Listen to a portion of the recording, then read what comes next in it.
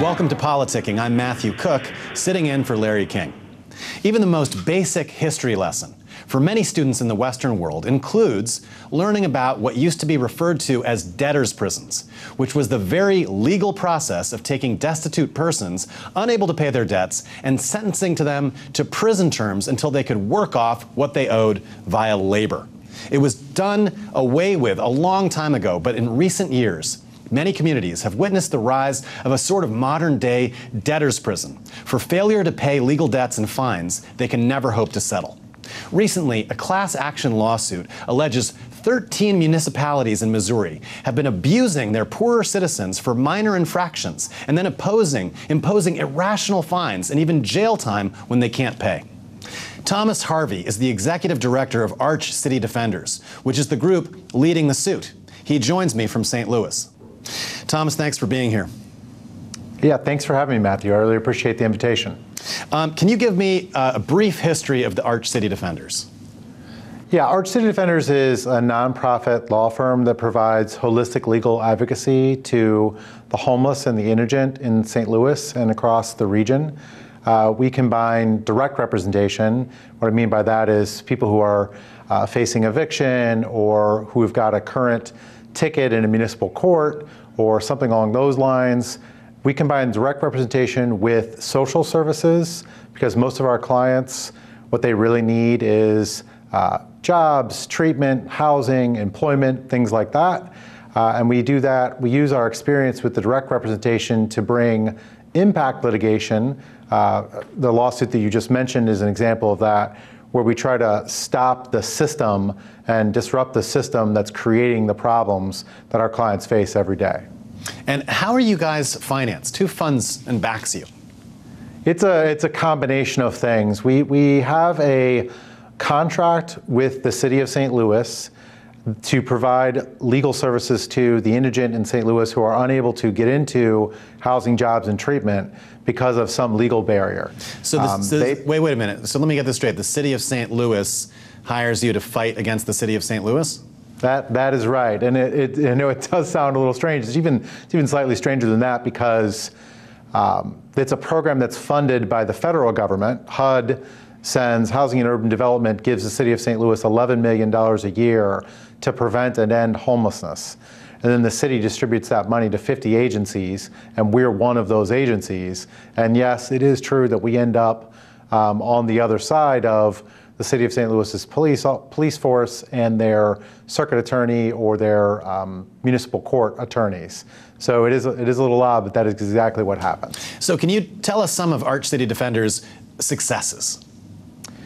Yeah, in 2014, I would say the thing that we are becoming most well known for is a paper that we published in 2014, a white paper detailing the systemic abuses in the municipal court system in our region, where we highlighted the fact that there are 90 municipalities in St. Louis, 81 of them have their own court, 67 of them have their own police department, and these courts are being used as a source of funding to keep these towns in business. And the people who are the victims of these predatory, racist revenue schemes are mostly poor folks and African Americans in the St. Louis region.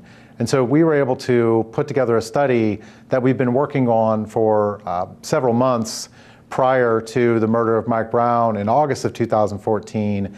And we had focused on 3 cities that we found most representative of the worst practices, and that was the city of Bell Ridge, the city of Ferguson, and the city of Florissant. And it just so happens at the time that we had chosen Ferguson because of a variety of reasons, the number of warrants they issued, the amount of revenue they raised.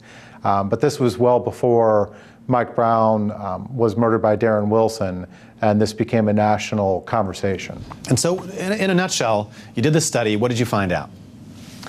We found that the courts in our region were systematically violating people's right to counsel. They were not appointing lawyers. They were arresting. So their police forces were pulling over mostly poor, mostly African American folks. they were charging them with a low-level ordinance violation. I want to be clear, these aren't misdemeanors, these aren't felonies, these are traffic tickets. It's the lowest possible contact. So like an expired registration sticker, or your registration fell off, or there's a smudge of dirt on your license plate. It can be that. The most common ordinance violations our clients are charged with are driving while suspended, no proof of insurance, and the failure to register their vehicle, all of which stem from their poverty, not from any intent to violate the law.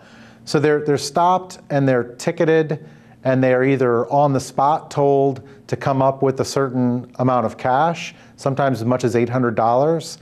And if they are unable to pay that dollar amount, they're taken to jail right then. What do you mean? They're stopped on the side of the road and a police officer says, give me $800 or I'm going to take you to jail?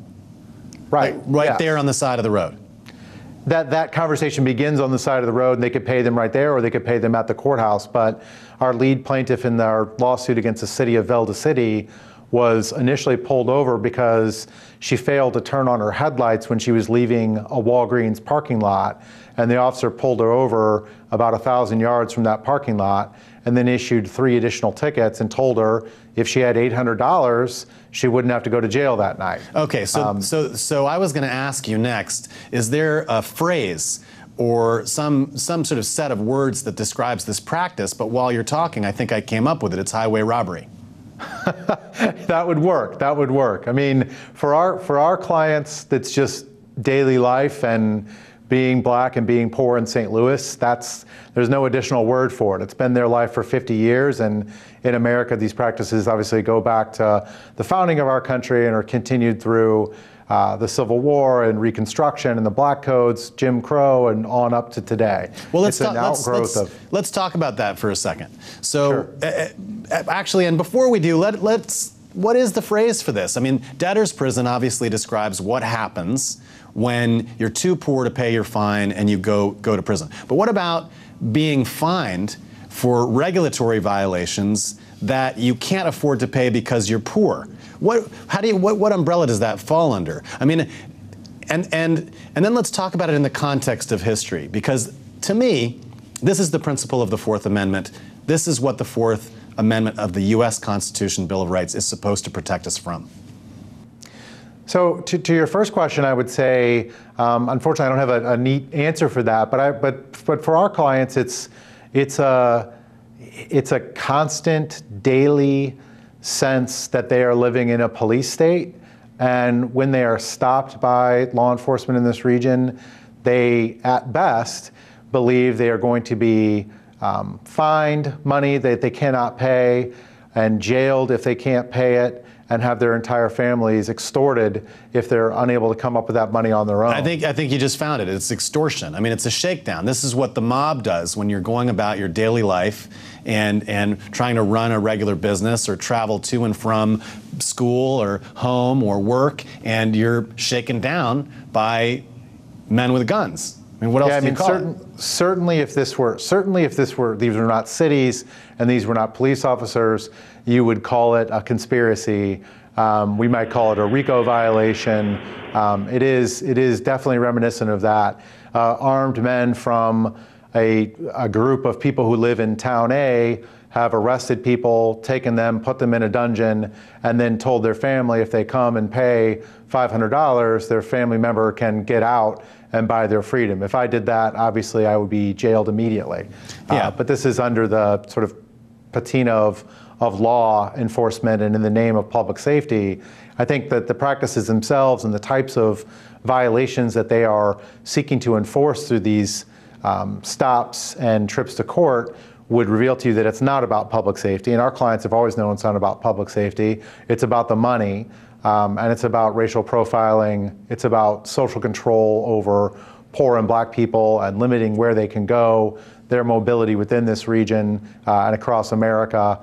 And again, that's nothing new. That's something I learned when I began to talk to people. But for the folks that who've been living here and their entire lives, this was nothing new. It's just part of their daily existence. So let's talk about it now in the historical context. I mean, it seems to me that if we just place this in a different circumstance, you're walking down the street, You're minding your own business. Suddenly, a cop walks up behind you, blares his siren in your ear, and pulls you over and says, let me see all your papers. Give me your driver's license. Give me all your information. Well, why, officer? What did I do? Well, your social security number was on the back of your shoe was a little smudged, and I couldn't read it.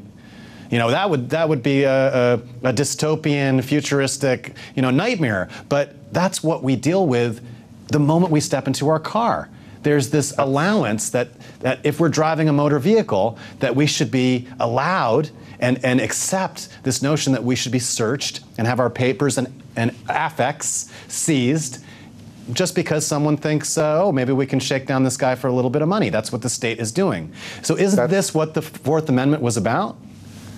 Oh, absolutely. I would tell you that the officers in this region believe they're authorized to do this because of the existence of a warrant for the unpaid fines or a warrant for the failure to appear. So they do have the thinnest veil of legitimacy. But if you think about the way this system works, you go back to August 9th of 2014.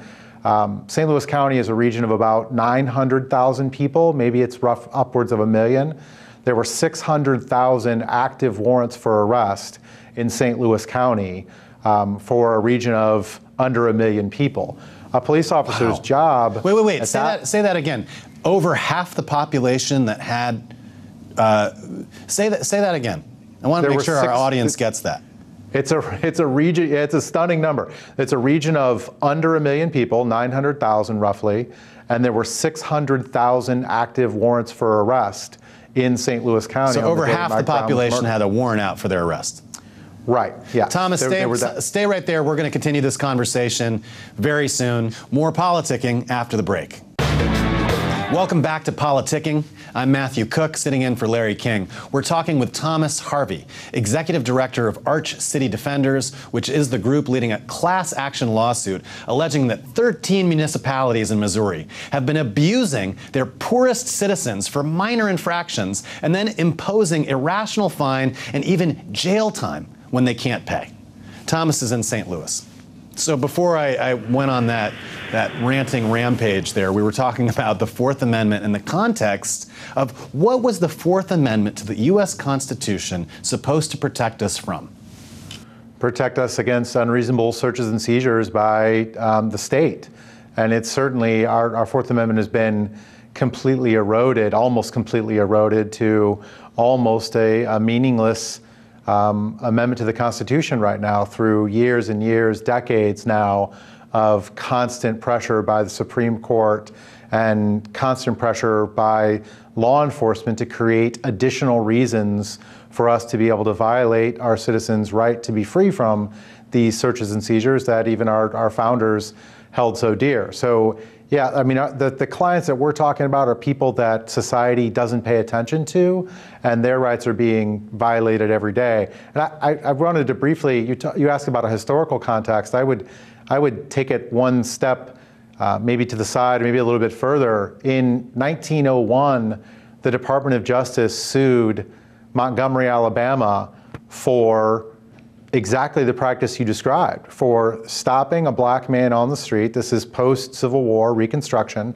stopping a black man on the street, charging him with a trumped up crime, assessing a bond that no person at the time ever could have afforded, jailing the person, and then, this is slightly different from what we do now, but what would happen is a local business person would come and post the bond money.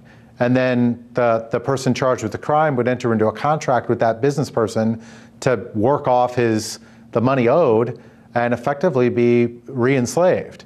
113 years later, the city of Montgomery, Alabama was sued for exactly the same scheme by Alec Karakatsanis at Equal Justice Under Law and the Southern Poverty Law Center. The only difference was you no longer had a businessman posting the bond. The people in the jail were working off the money they owed on their bond to the city of Montgomery, Alabama. So that's the progress we've made in America in 113 years. So when was that case? That was 2014 as well. Unbelievable, 2 years ago. And what were people forced to do? What kind of labor were they forced to do? Any kind of labor around the jail. They were able to get some, clean up the jail, clean the cells, attend to their fellow detainees. It's the type of thing that happens here as well. People are required to do labor within the jail. They're just not compensated for it at this point.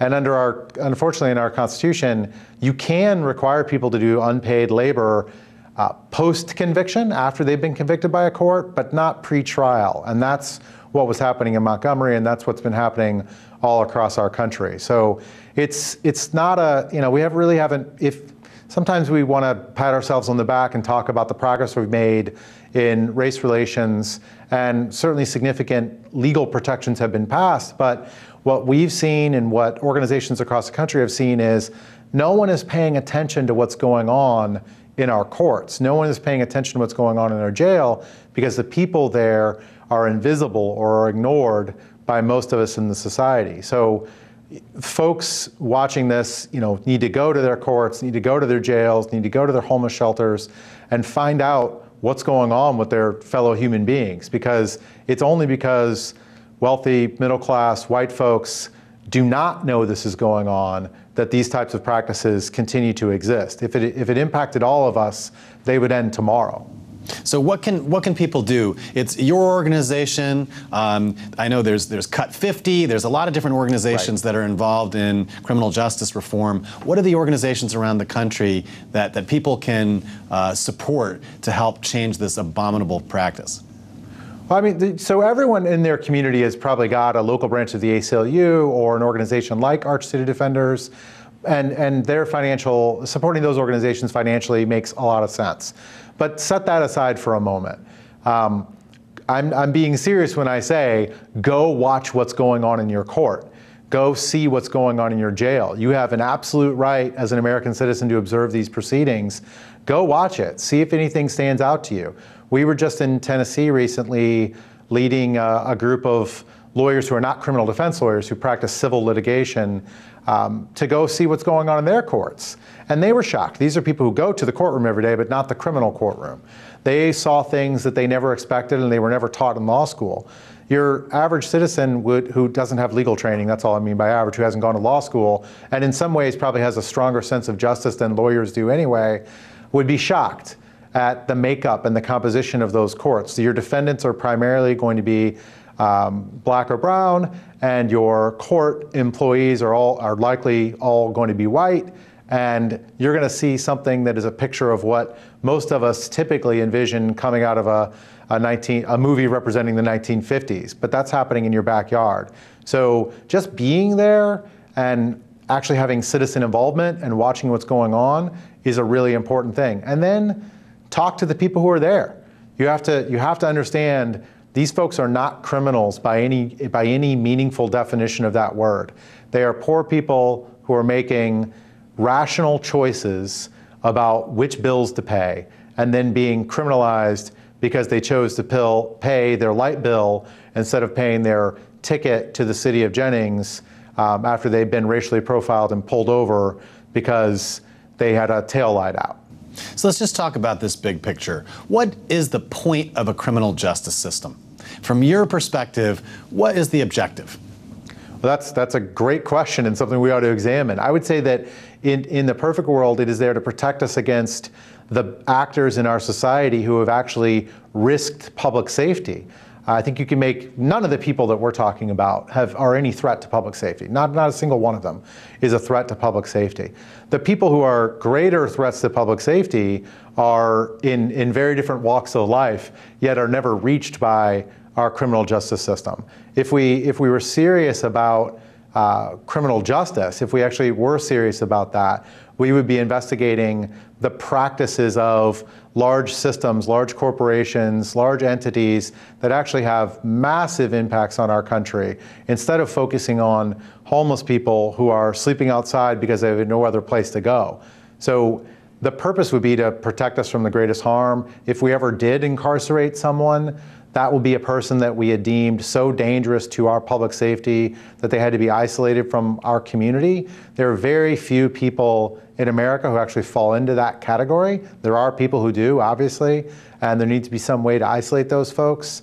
But in its best version, the system that we're dealing with now is supposed to provide a punishment for someone who has violated an ordinance. And if your punishment is because of your poverty, how can you ever deter the behavior by adding on more fines or forcing someone to do labor or community service? It just doesn't function that way. Very well said. Very well said. Can you talk about how serious this issue is? That the damage that's done to families and communities, I mean, people have killed themselves because of fees and fines.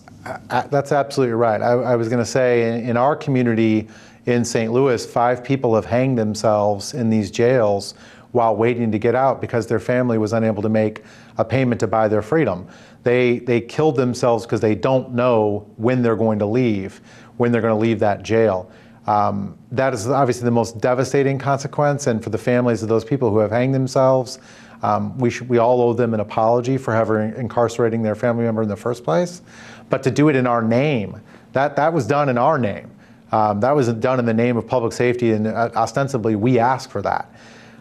If you move past that most obvious and most egregious example, think about the way this creates and exacerbates poverty. Let's imagine you were jailed because of a warrant for your arrest for unpaid fines, but you're currently employed. How long would any of us keep our job if we were held in jail for 3 days, or 2 days even? If you, like many of our clients, are working a retail job, you miss a shift, you're likely to be fired. If you're late to a shift, you can be fired. If you miss a shift, you're definitely going to be fired. These push vulnerable people even further into vulnerability and homelessness. These courts have actually created homelessness. If you want to look at this from an economic point of view, the federal government estimates that it costs an urban area $40,000 a year to provide emergency services to any person who is homeless. So that means emergency medical transport, ambulance, emergency room treatment, contact with the legal system from police to courts to jails. All of these services end up having a serious cost that far exceeds the cost that you would incur if you simply housed that person and provided them with the wraparound services they needed to get on with their lives. So it doesn't matter if you're talking about the most devastating consequences to the individual or the broader economic consequences to our community. It's a failed policy, it's a failed system, and it's something that we all need to work together to end as soon as we can. Thank you so much, Thomas. Thank you. Check out archcitydefenders.org for more of Thomas Harvey's work and additional information on his class action lawsuit in Missouri.